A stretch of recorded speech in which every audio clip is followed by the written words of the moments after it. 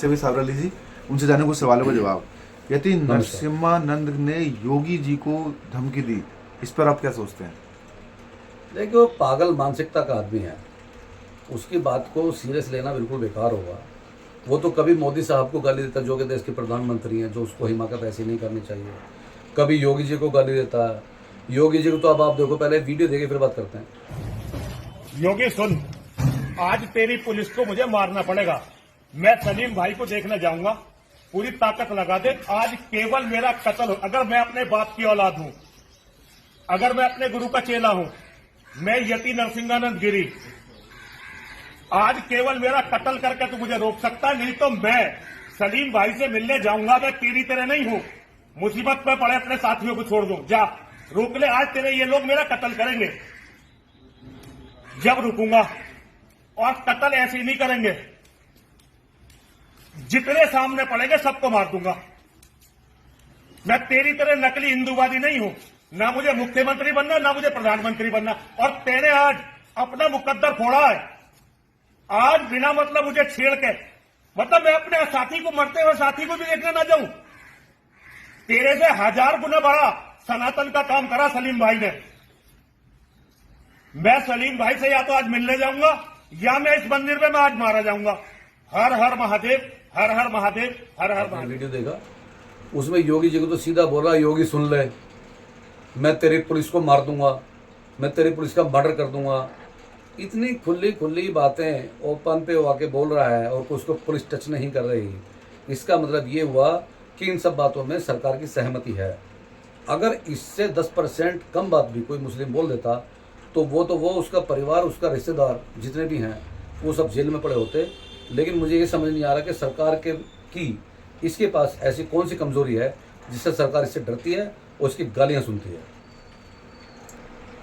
Highway पर लिखा जा रहा है कि मुस्लिमों की एंट्री बैन कुछ जगह पर, इस पर क्या सोचते हैं आप? देखिए, ये बहुत ही शर्मनाक बात है। जितने देशों में हमारे यहाँ की न्यूज़ देखी जा रही है, आज सबके सब हम पे हंस रहे हैं कि क्या यही भारत है? क्या इसी के बारे में कहा जाता है कि सोने की चिड़िया है? क्या इसी के बारे में कहा जाता है कि हमारे अंदर हिंदू मुस्लिम एकता पूरी तरह से भरी हुई है नस नस में, जो कहीं पर नहीं देखा जाता? तो हम पे विदेश में भी लोग हंस रहे हैं, लेकिन हमारे देश के लोगों को शर्म नहीं आ रही, ना तो उन लोगों को जो है नफरत फैला रहे हैं, और ना ही सरकार को जो इनके ऊपर कार्रवाई कर सके। लेकिन पहले आप वीडियो देखिए, फिर आप कहेंगे मैं शायद गलत बोल रहा हूं। मुसलमानों के लिए ये रोड नहीं है। दिल्ली देहरादून हाईवे पर हिंदू रक्षा दल की कुछ महिला कार्यकर्ता भगवा रंग का गमछा कंधे पर लिए हुए सड़क किनारे दीवारों पर जय श्री राम के नारे लगाकर बड़े बड़े अक्षरों में लिख रही है, मुसलमानों के लिए ये रोड नहीं है। अब सीधा सा सवाल है, क्या ये सड़क इन्होंने बनाई है? नेशनल हाईवे पब्लिक प्रॉपर्टी है, टैक्स से बना है। इसमें आपने देखा कि ये बिल्कुल खुल्लम खुल्ला लिख करके भी, और मैंने इनकी एक वीडियो भी देखी है जो शायद आप भी दिखाएंगे, उसमें सीधा बोल रही है, नहीं हमें कोई पछतावा नहीं है, हमने जानबूझ के किया है, हमारे खिलाफ FIR हमें कोई फर्क नहीं पड़ता, हमें जेल जाने से कोई फर्क नहीं पड़ता। वो फर्क इसलिए नहीं पड़ता कि सरकार इनको छोटे मोटे इल्जाम में पकड़ के आज बंद कर देती है, और 2-4 घंटे में इनकी जमानत हो जाती है। अगर ये लोग सही ढंग से अरेस्ट किए जाएँ एज पर लॉ, तो ये बाहर नहीं आएंगे और इनकी सारी दादागिरी निकल जाएगी। दूसरी बात यह है कि हिंदू रक्षा दल का जो पिंकी चौधरी है, उसने भद्दा स्टेटमेंट दिया कि ये मुसलमान टैक्स नहीं देते, इसलिए इस पुल पे जो इन्होंने लिखा है मैं उसका समर्थन करता हूँ, और मुसलमानों को चलने का कोई हक नहीं है। तो सुन भाई पिंकी चौधरी, तू और तेरे जैसे गुर्गे जितने तेरे साथ में हैं, तुम सबसे मिला के मैं अकेला टैक्स देता हूँ, उससे ज़्यादा टैक्स मेरा बनता जो तुम सब नहीं दे पाते हो। यकीन नहीं है तो अपनी कॉपी लेकर के आ जाइए मेरे पास, बैलेंस शीट लेकर आइए, मैं अपनी दिखाता हूँ, आप अपनी दिखाइए और सरकार के सामने रखिए। तो ये बेमतलब की झूठी बकवास करने का कोई फायदा नहीं। रही बात, ऐसे ऐसे मुसलमान दुनिया में मौजूद हैं कि जो एक ही मुसलमान इतना टैक्स भरता है कि जो तेरे जैसे कम से कम 80 करोड़ लोग जिससे खाना खाते हैं। प्रेम जी की भाई के बारे में सुना होगा, वीडियो देख लेना उनकी, अगर नहीं हो तो हम डलवा देंगे। एक ही आदमी का इतना टैक्स आता है, और तुम कहते हो कि मुसलमान टैक्स नहीं भरते। मुसलमान अपनी ईमानदारी के साथ कभी गद्दारी नहीं करता है। टैक्स के साथ साथ हम लोग जो ज़कात और फितरा भी देते हैं वो ईमानदारी से निकालते हैं, और टैक्स भी हम तुम जैसे लोगों के लिए कि जिनको कोई आराम मिल सके, लाइट रोड सब कुछ पूरी तैयारी हम करवा के देते हैं, उसमें तुमसे ज़्यादा योगदान मुसलमानों का है, और हमारे उन हिंदू भाइयों का है जो नंबर 1 से अपना काम कर रहे हैं और जो सही ढंग से हिंदू भाई हैं। तुम्हारे जैसे नफरत हिंदू भाई हो गए काम नहीं है। सर भारत में होली हिंदुओं का बहुत बड़ा त्यौहार है, इस पर आपकी क्या प्रतिक्रिया है? देखिए, पहले तो आप यहाँ एक गलती करते हैं, कोई भी त्यौहार हमारे यहाँ पर हिंदू मुस्लिम सिख ईसाई इतना भाईचारा है कि वो सिर्फ हिंदू और मुसलमान का त्यौहार नहीं है, सब लोग मिल के मनाते हैं। और ये ऐसा रंग बिरंगा कलरफुल त्यौहार है कि इसमें आदमी भी रंग बिरंगा हो जाता है और तरोताज़ा हो जाता है। लेकिन कुछ नफरती लोग अपने गुंडे इनके बीच में भेज करके जो 2 घूंट दारू लगा के और कलर लगा के हमारी हिंदू बहन बेटियों के साथ बदतमीजी करते हैं, हम उस बदतमीजी के सख्त खिलाफ हैं। इसीलिए मुसलमान उसमें इन्वॉल्व नहीं होता, क्योंकि करेंगे वो और नाम मुस्लिम का हो जाएगा। बुरा मानो अगर ऐसी होली है तो कोई होली नहीं है। यहाँ सिर्फ लड़कियों से बदतमीजी, उनके प्राइवेट पार्ट को लड़की और फीमेल्स को टारगेट, पता है उनके ब्रेस्ट पे, हिप्स पे, ये सब टारगेट करते हैं पिचकारी। भीड़ में घुस करके महिलाओं को बैक टच करना, उनके रंग मलना और ये कह देना कि बुरा ना मानो होली है। अब ब्रज की होली महिलाओं के लिए नहीं बची है। ये जो ब्रज में भीड़ होती है इसमें 80% लोग इसीलिए जाते हैं क्योंकि उन्हें महिलाओं को बिना कंसेंट के छूने का लाइसेंस मिल जाता है। भगवान विष्णु के भक्त प्रहलाद की कहानी से जुड़ा ये त्योहार किसानों की नई फसल आने की खुशी और पुरानी दुश्मनी भुला करके अपनों के साथ नई शुरुआत करने का ये त्योहार, कुछ घटिया और नीच मानसिकता वाले लोगों ने त्योहार को राक्षसी त्योहार बना के रख दिया है। दिक्कत त्योहार में नहीं है, दिक्कत उन लोगों में है जो रंग के पीछे अपने चेहरे को छुपा करके हवस के नाम को सेलिब्रेशन का नाम देते हैं। होली का सेलिब्रेशन अपने लोगों के साथ मनाएं, जिन पे आप भरोसा करते हैं उनके साथ मनाएं, क्योंकि सबसे पहले सुरक्षा है, उसके बाद सेलिब्रेशन है। हमारे हिंदू भाई जो हमारे खरे हिंदू भाई हैं, नंबर 1 के हिंदू भाई हैं, वो ऐसे नफरती लोगों का खास ध्यान रखें ताकि वो हमारी बहन बेटियों के साथ बदतमीजी ना कर पाएं और रंग में भंग ना हो।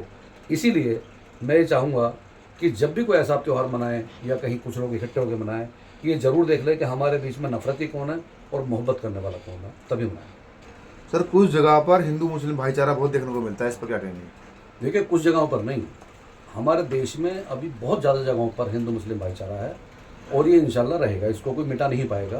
कुछ लोग कोशिश ज़रूर कर रहे हैं लेकिन वो हो नहीं पाएगा, क्योंकि दोनों ही तरफ हमारे हिंदू भाई भी बहुत अच्छे हैं और मुसलमान भाई भी बहुत अच्छे हैं, सिख भाई बहुत अच्छे हैं, ईसाई भी बहुत अच्छे हैं। इसीलिए हम किसी को गलत कहने का कोई हक नहीं रखते। लेकिन इसके लिए आप समझेंगे शायद मैं मुसलमानों की तारीफ कर रहा हूँ, पहले आप ये वीडियो देखिए। नमाज चल रही थी तो अचानक मस्जिद के पास में हिंदू परिवार रहता है, उसके घर में आग लग जाती है। कोई नहीं आता बचाने के लिए, तो मस्जिद के इमाम ने नमाज को छोड़कर और जितने जमातें सभी ने मस्जिद से पानी लिया और उस आग को काबू कराया और परिवार वालों की जान बचाई। ये जिस टाइम पे यहाँ आग लगी है, करना ज्यादा से ज्यादा इनकी क्या नाम है, हमारे जो मिलने वाले भाई हैं इनके सबकी इनकी तरावी चल रही है, तरावी कर रहे, सारे तरावी करने के बावजूद हम आग लगने के बाद पब्लिक आई है, सबने सहयोग दिया आके यहाँ, सबने आके बिल्कुल साथ दिया, ऐसी कोई नहीं। भैया बराबर हमारे मस्जिद है और वहाँ से मस्जिद में से तरावी छोड़ करके लोग आए थे, सहयोग दिया था सब लोगों ने और आपको काबू किया था। और हमारे पड़ोस में भैया रहते हैं मोहम्मद ने, वो भी, मगर उन्होंने बहुत बड़ा सहयोग दिया था बेचारे ने, फर्ज उठाया था। और दूसरी बात उन्होंने समर चलाया था हमारे लिए और मशीन के लिए वो दी थी उन्होंने। अच्छा, वो गाड़ी लेने भी स्पेशल, वो अपनी जब पुलिस ना कुछ कर पाई है, वो गाड़ी मोटरसाइकिल लेके इसको जो आग बुझाने वाली उसको लेके आए हैं, वो गाड़ी को खुद को लेके आए, आके यहाँ पूरे में वो काम कराया उन्होंने, बहुत अच्छा काम करा, बहुत सपोर्ट करा अपना। ये भैया ने बहुत बढ़िया। मैं तो अभी 2 मिनट पहले आया हूँ, पर मुझे रास्ते में पता चला है कि यहाँ के जो भी हिंदू मुस्लिम वाला कोई मसला नहीं है, सब भाइयों ने बहुत प्यार से, लोग बागों ने मस्जिद में से भी पानी निकाल के डाला। ये हिंदू मुस्लिम के लिए बहुत बड़ी मिसाल है। हम लोग वीडियो देखा, इसमें आपने देखा कि वो लोग जो मुस्लिम भाई हैं तरावी की नमाज अदा कर रहे थे, जो काफ़ी लंबी चलती है। इसी बीच हमारे एक हिंदू भाई के घर में आग लग जाती है। उसमें सबसे पहले आपने देखा होगा कि हर धर्म में लिखा है कि सबसे पहले आपका पड़ोसी काम में आएगा। तो मुसलमानों ने अपना फ़र्ज निभाते हुए अपनी नमाज को छोड़ा और हमारे हिंदू भाई के घर को जलने से जितना वो बचा सकते थे वो बचाया, जिसका आपने अभी ये वीडियो देखा। अब मैं जानना चाहता हूँ कि जब उसमें हिंदू मुस्लिम की स्टैम्प तो क्या लगी हुई नहीं, किसका घर जल रहा किसका नहीं, ये तो हमने बनाया, ये हिंदू का ये मुसलमान का है। जब इंसान के साथ इतनी वफादारी से आ सकता है तो ये नफरत फैलाने वाले कौन लोग, इनको धक्का देके भगाइए। अब आप ये देखिए कि एक तरफ तो ये मुसलमान जिन्होंने नमाज को छोड़ करके और उसका घर जलने से बचाया। अब आप एक दूसरी वीडियो देखिए। अब आपने वीडियो देखी, इसमें पिंकी चौधरी जैसे के उस्ताद महाराज, आपने अभी ये देखा कि इन्होंने 17 लड़कियों का शोषण किया है। अब इस पे पिंकी चौधरी क्या कहेंगे, कौन सी गाली लगाएंगे इसके आगे पीछे। मुसलमान का नाम आती है तो 4 गालियां आगे 4 पीछे लगाते हैं। लेकिन जो एक कथावाचक साहब हैं जिन्होंने 17 लड़कियां तो अभी खुली हैं, अभी और पता नहीं कितने साथ में आएंगे, तो ये जो मौलानाओं पे इल्ज़ाम लगाते हैं उस पर इल्ज़ाम को साबित करने से पहले इनको देखें और कथावाचक को समझाएं और अपना गुरु ना बनाएं, वरना आप ऐसे ही बर्बाद रहोगे, कभी नहीं चल पाओगे आगे। अब मैं कहना चाहता हूँ एक बात हो, देखिए अगर आप सो रहे हैं तो आपको जगाना आसान है, लेकिन अगर आप सोने का नाटक कर रहे हैं तो आपको जगाना बहुत मुश्किल है। इसी तरह से हमारी सरकार जो आंखें बंद करके नकली सोने का नाटक कर रही है, जब तक ये आंखें नहीं खोलेंगे, इसी तरह से प्रधानमंत्री जी को और योगी साहब को और हर मिनिस्टर को गालियां मिलती रहेंगी, क्योंकि ये बाबा किसी से नहीं डरते, ये सिर्फ कानून से डरते हैं।